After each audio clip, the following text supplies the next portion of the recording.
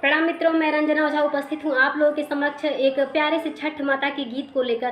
तो कृपया अपना ढेर सारा प्यार दीजिएगा, दुलार दीजिएगा, आशीर्वाद दीजिएगा। इस गीत को मैंने स्वयं लिखा है।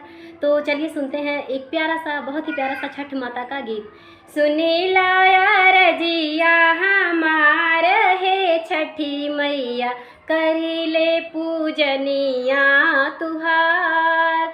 सुनीला रजिया हमार है छठी मैया, करी ले पूजनिया तुहार।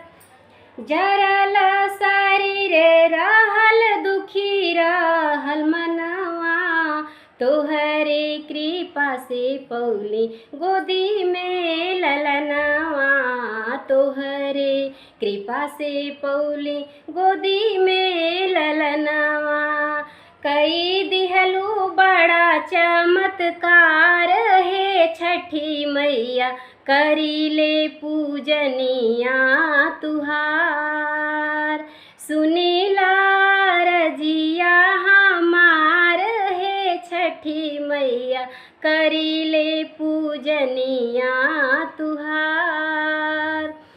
हमके त दिहलू देवरनियों की दीहा, सत्यम के जोड़वा लगाई मैया दीहा।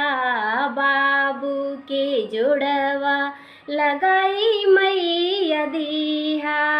हाथ जोड़ी करी ले गुहार है छठी मैया, पूजी ले चरनिया तुहार। हाथ जोड़ी करी ले गुहार है छठी मैया, पूजी ले चरनिया तुहार। सुनीला रजिया हमार है छठी मैया, पूजी ले चरनिया तुहार। सबरे बहिनियन के लाले मैया दीहा, सब कर सपनवा साकार काई दीहा। सब कर सपनवा साकार काई दीहा। करेलू तू सब कर बेड़ा पार है छठी मैया, करी ले पूजनिया तुहार। करी ले पूजनिया तुहार है छठी मैया, करेलू तू बड़ा चमत्कार।